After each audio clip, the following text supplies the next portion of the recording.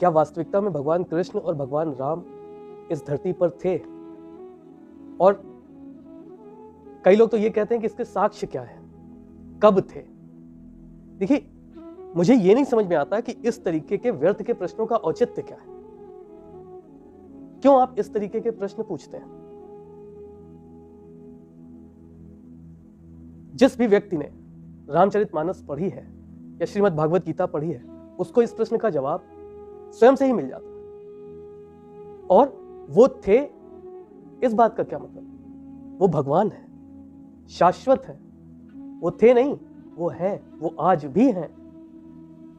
और जो है उसके थे होने का साक्ष्य आपको कैसे मिलेगा? आप सोच करके देखिए। वो एक सार्वभौमिक सत्ता है जिसने आपको संदेश दिया कि मानव जीवन कैसा होना चाहिए।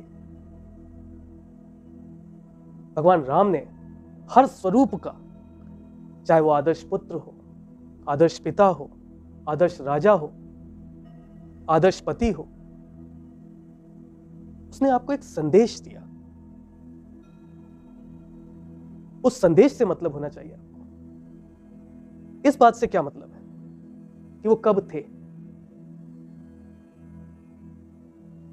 क्या आपने उनके किसी भी आदर्श व्यक्तित्व के जो पक्ष हैं उनको अपने जीवन में उतारा है? अगर आप एक बार उतारने का प्रयास भी करेंगे ना, तो साक्षात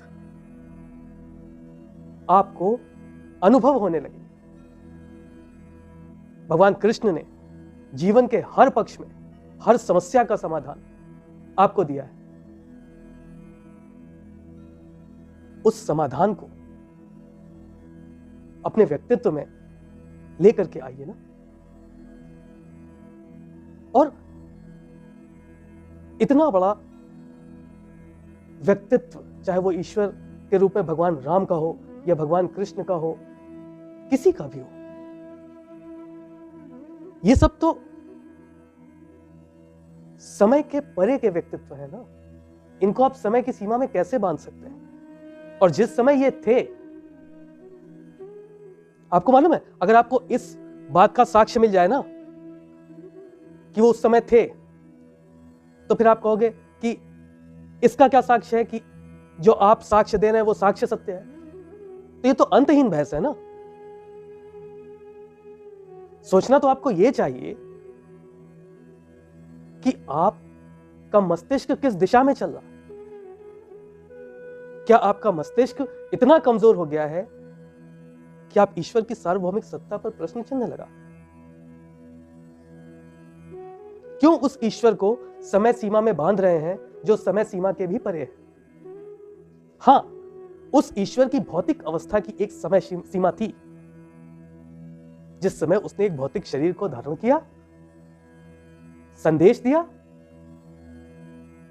और उसकी वाणी, उसका संदेश आज भी उतना ही उपयोगी है। इस बात को समझिए ना। निश्चित रूप से भगवान राम थे, निश्चित रूप से भगवान कृष्ण थे।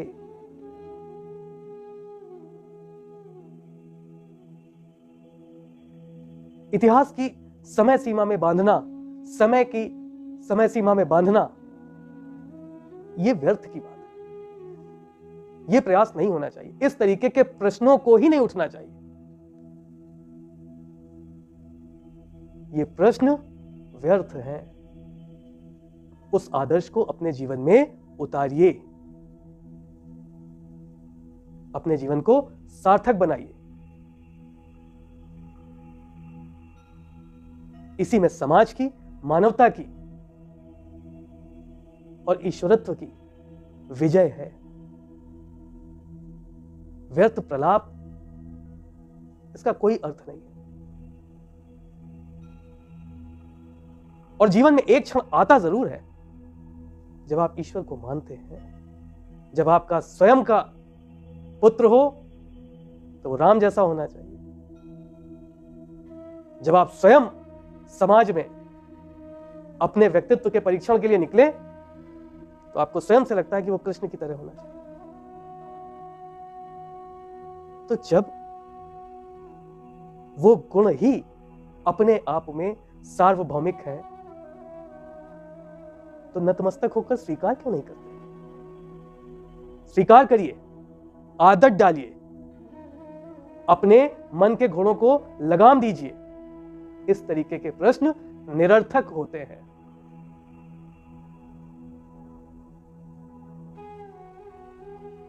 मानव जीवन को सार्थकता की ओर ले जाइए। ठीक है?